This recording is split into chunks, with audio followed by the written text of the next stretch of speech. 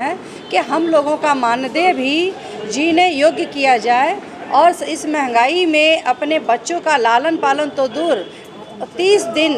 का खाना भी इस मानदेय में नहीं हो सकता। इसलिए समय समय पर हम लोग डिमांड करते रहते हैं, जिसके संदर्भ में अभी उत्तर प्रदेश के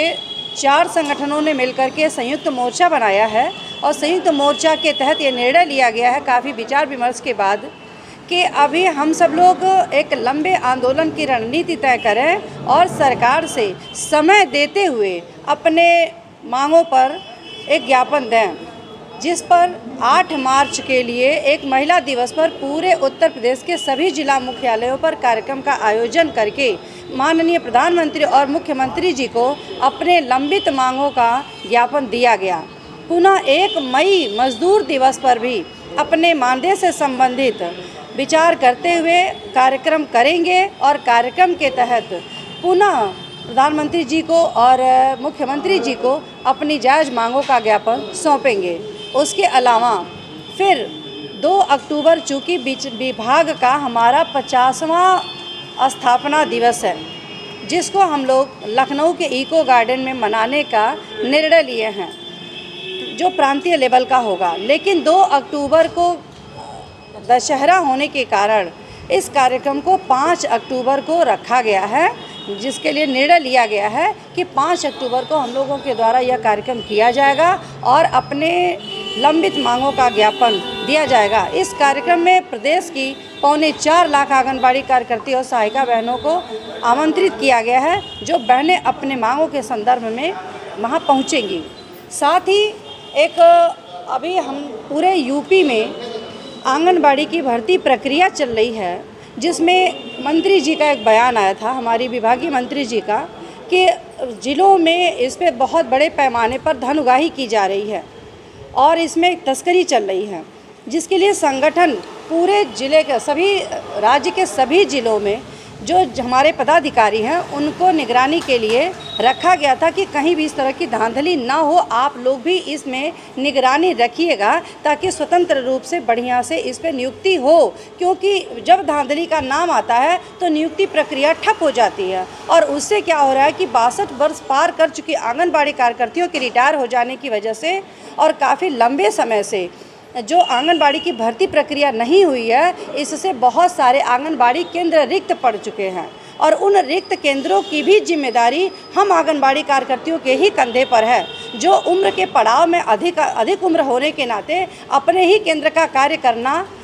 कठिन होता जा रहा है। ऐसी स्थिति में 3-3, 4-4 केंद्रों का कार्य करना बहुत मुश्किल था। तो हम संगठन ये चाहते हैं कि यह नियुक्ति किसी भी कीमत पर ना रुके, होनी चाहिए और साफ सुथरे तरीके से होनी चाहिए।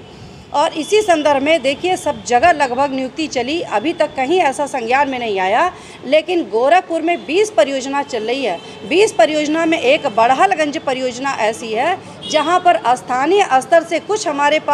हमारे बीच के लोगों के द्वारा फ़ोन आया कि जो नियुक्ति हो रही है वो गलत हो रही है। जैसे वहाँ पर बीडो को वरीयता नहीं मिली और वहाँ पर विकलांगों को वरीयता नहीं मिली, जिस संदर्भ में हमने शासनादेश का अवलोकन किया, जो नए शासनादेश पर नियुक्ति चल रही है। उस शासनादेश के अंतर्गत जो नियुक्ति प्रक्रिया चलनी चाहिए वो चल रही है, लेकिन स्थानीय कुछ दलालों द्वारा हमें यह सूचना दिया गया कि इस भर्ती प्रक्रिया को रुकवाइए, क्योंकि जिसका होना चाहिए उसका नहीं हो रहा है।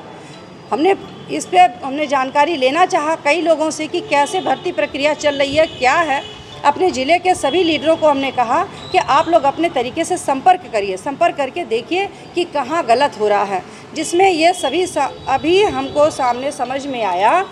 कि वो लोग आरोप ये लगा रहे हैं कि संगठन के लोग बातों को नहीं संज्ञान में ले रहे हैं और नियुक्ति प्रक्रिया जो चल रही है वो मनमाने ढंग से चल रही है। जब इतना लंबा आरोप लगा तो हमने स्वयं जिस स्थानीय व्यक्ति ने मुझे यह सूचना दिया था उसी से हमने पूछा कि आपको यह कैसे पता चला कि किसकी नियुक्ति हो रही है, किसकी नहीं हो रही है। तो उस व्यक्ति ने 2-4 का नाम बताया, नंबर भी बताया, जिस नंबर पर हमने फ़ोन किया। फ़ोन करके गीतांजलि मौर्य बन के हमने स्पष्ट उन सबसे पूछा कि क्या अधिकारियों से आपसे कहीं संपर्क है, अधिकारियों उन लाभार्थियों द्वारा कहीं भी किसी अधिकारी के संपर्क में आने की बात नहीं कही गई। हमने वहाँ पर प्रलोभन भी दिया, लोगों से कहा भी कि आप बताइए अगर आपकी नियुक्ति नहीं हो रही है तो हम बात करें, अगर आपका पैसे के लेन देन के लिए कोई डिमांड किया हो और आपका ना पहुँचा हो तो आप हमको बताइए, जो चल रहा होगा सिस्टम से आपका होना चाहिए। इस तरह से हमने उन लोगों को बताया और बताने के बाद फिर उस व्यक्ति ने ही यह बाद में बताया कि उसी के व्यक्तियों का नियुक्ति नहीं हो रहा है जो लंबे समय से, वो पिछले बार से ही कुछ लोगों से पैसा ले रखा है नियुक्ति कराने के लिए।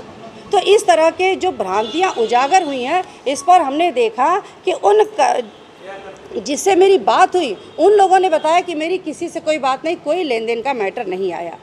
तो मैटर नहीं है, इसका मतलब है कि भर्ती प्रक्रिया में अधिकारियों का कहीं कोई रोल नहीं है धांधली करने में। इसमें स्थानीय स्तर के दलाल, जो केवल बड़हलगंज में यह बात हमको सामने आई है कि वो स्वयं पैसा ले रहे हैं और वो थोप रहे हैं अधिकारियों पर। तो यहाँ की नियुक्ति प्रक्रिया रुकनी नहीं चाहिए और होनी चाहिए और ये साफ सुथरी होनी चाहिए। इसलिए आज हम ये वार्ता के माध्यम से आप सभी मीडिया बंधु से कहना चाहेंगे कि आप अपने स्तर से भी उस बड़हलगंज परियोजना की जांच करिए, अवलोकन करिए कि क्या यह भर्ती प्रक्रिया में सच में किसी तरह की धांधली हो रही है, और यदि नहीं हो रही है तो जो दोषी पाया जाए, जो इस पे आरोप लगाया है, उस पर बड़े कानूनी कार्यवाही करके उसको इस जो भी नियमतः जो उसके ऊपर कार्रवाई होनी चाहिए वो कार्यवाही हो, ताकि भविष्य में इस तरह से संगठन और विभाग पर कोई आरोप ना लगाए।